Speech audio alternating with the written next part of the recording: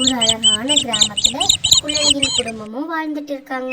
இவங்க தான் குழலியோட அம்மா. வேலை களைப்புல விடிஞ்சது கூட தெரியாம சோர்வா தூங்கிட்டு இருக்காங்க. சமைச்சு முடிச்சுட்டு காட்டு வேலைக்கு போகணும். குழலிய சாப்பிட கூப்பிட குழலி ஓடி வரா. அவளுக்கு எல்லாரோடையும் சேர்ந்து சாப்பிட ரொம்ப பிடிக்கும். அழகான குடும்பம், தாத்தா பாட்டின்னு எல்லாரும் சந்தோஷமா சாப்பிட்றாங்க. சாப்பிட்டு அம்மா காட்டுக்கு போயிட்டு இருக்காங்க. அங்கே மற்ற நண்பர்களோட சந்தோஷமாக பருத்தி எடுக்கிறாங்க. குழலிக்கு மட்டும் எப்பயுமே விளையாட்டு தான். அதுவும் சாயங்கால நேரத்தில் பாட்டியோட கிராமத்தை சுத்த ரொம்ப பிடிக்கும். பாட்டியோட கதை கேட்டுட்டு சந்தோஷமாக கிராமத்தையே ஒரு ரவுண்ட் அடிக்கணும். அப்போ தான் அன்னைக்கு நாளே நிறைவடையும் குழலிக்கு.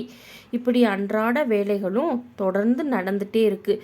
இப்படி கஷ்டப்பட்டு சேர்த்த பருத்தியை நகரத்துக்கு விற்க போகிறாங்க அப்பாவும் மகளும்.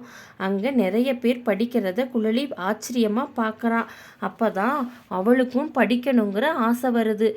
அப்பா பருத்தி விற்ற காசில் உனக்கு என்ன வேணும்னு கேட்க, எப்பயுமே பொம்மை தான் வேணும்னு அடம்பிடிக்கிற குழலி இன்னைக்கு புத்தகம் வேணும்னு முதல் முறையாக கேட்குறா. அப்பாவும் மறுக்காமல் வாங்கி கொடுக்குறாரு. பக்கத்தில் இருக்கிற மரத்தடி பள்ளியில் சேர்ந்து ஆசையாக ஆர்வமாக கவனமாக படிக்கிறா. படித்து முதல் பட்டதாரியும் ஆயிடுறா. அவங்க குடும்பத்தில் கிராமத்துக்கே டீச்சராகி ஒரு கிராமத்து குழந்தைங்களுக்கு படிப்பையும் சொல்லி கொடுத்துட்றா. முயன்றால் முடியாதது எதுவும் இல்லை.